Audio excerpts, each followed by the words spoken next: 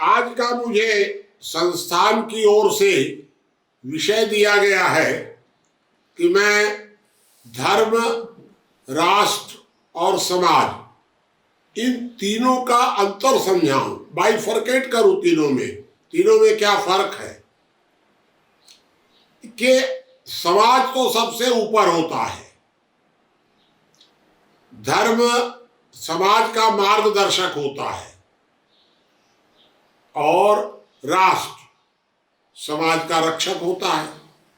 ये तीन बातें बिल्कुल साफ है। समाज जो होता है वो सर्व व्यक्ति समूह होता है, धर्म जो होता है वो सर्व व्यक्ति समूह नहीं होता है। धर्म मतलब कुछ विशेष लोग जो समाज का मार्गदर्शन करते हैं, उसको हम लोग धार्मिक मानते हैं। और इसी तरह से राज्य भी समाज को सुरक्षा देता है, तो राज्य भी सारे लोगों का नहीं होता है, राज्य भी कुछ लोगों का ही होता है। राष्ट्र को यदि हम कहें तो समाज सर्व व्यक्ति समूह होता है, मतलब सारी दुनिया का एक होता है समाज। राष्ट्र जो है उसका टुकड़ा है, पार्ट है। ये आपको बता दे कि राष्ट्र समाज का पार्ट है, हिस्सा है, प्रकार नहीं है। प्रकार अलग होता है और भाग अलग होता है। भाग और प्रकार को भी अलग अलग समझने की जरूरत है। तो राष्ट्र समाज का भाग है, प्रकार नहीं है। तो ये तीनों को अलग अलग देखने की जरूरत है। दुर्भाग्य से हम लोगों ने कुछ नकल कर ली पश्चिम के देशों की, सब सारी तो नकल ही कर ही रहे हैं हम लोग। तो नकल कर ली और नकल करके हम लोगों ने समाज के ऊपर राष्ट्र को मान लिया, समाज के ऊपर धर्म को मान लिया, धर्म को एक संगठन का रूप दे दिया। जबकि धर्म तो आमतौर पर व्यक्तिगत होता है, धर्म तो गुण प्रधान होता है, धर्म का कोई संख्या से तो कोई मतलब नहीं है। लेकिन अब धर्म को हम लोगों ने एक ठोस आकार दे दिया और वहां से थोड़ा सा भ्रम पैदा हुआ। मान लीजिए हम लोग धर्म को इसी तरह से मान लें, इसके बाद भी धर्म समाज से ऊपर कैसे हो जाएगा? क्योंकि समाज तो सर्व व्यक्ति समूह होता है।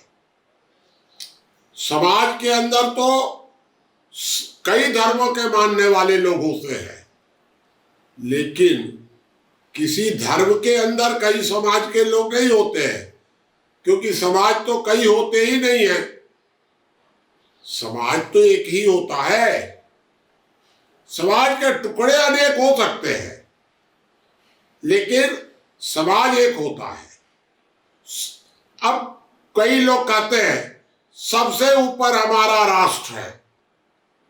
आप उनसे पूछिए, मैंने कई जगह पूछा भी, क्या भाई अमेरिका का रहने वाला व्यक्ति समाज का अंग है कि नहीं? कहते हैं। पाकिस्तान का रहने वाला व्यक्ति समाज का अंग है कि नहीं? है। तो जब पाकिस्तान का रहने वाला समाज का है, अमेरिका का रहने वाला समाज का अंग है, तो राष्ट्र ऊपर कैसे हो गया? राष्ट्र जो है उसकी एक भौगोलिक सीमा होती है। उस भौगोलिक सीमा के बाहर राष्ट्र बदल जाता है। धर्म जो है उसकी एक पहचान की सीमा होती है। उस पहचान के हिसाब से उसको हम धार्मिक मानते हैं, उसकी मान्यता, उसकी जीवन पद्धति, कुल मिलाकर के धर्म को अगर हम संगठन मान ले, हिंदू, मुसलमान, ईसाई, अगर सबको धर्म मान ले, अगर, वैसे सब धर्म तो है नहीं, लेकिन चलिए हम मान लेते हैं कि ये धर्म है, तो भाई इनकी एक सीमा है। समाज की क्या सीमा है बताइए? समाज की कोई सीमा नहीं है। समाज के टुकड़े होते हैं, धर्म के प्रकार होते हैं। ये धर्म के राष्ट्र जो होते हैं इनके प्रकार होते हैं, समाज के प्रकार नहीं होते हैं। परिवार जो है ये समाज का अंग है, राष्ट्र समाज का अंग है, समाज का प्रकार नहीं है। इसलिए अब इस बात को पूरी दुनिया में स्थापित करने की आवश्यकता है कि सबसे ऊपर समाज, धर्म समाज का मार्गदर्शक, राज्य समाज का रक्षक और राष्ट्र राज्य का थोड़ा सा ऊपर में आप कह सकते हैं, उसकी कोई भूमिका बना सकते हैं। अभी तक तो कुछ ऐसा राष्ट्र और राज्य में कोई फर्क अभी दिख नहीं रहा है, लेकिन उसको हम लोग अलग अलग धीरे धीरे कर सकते हैं।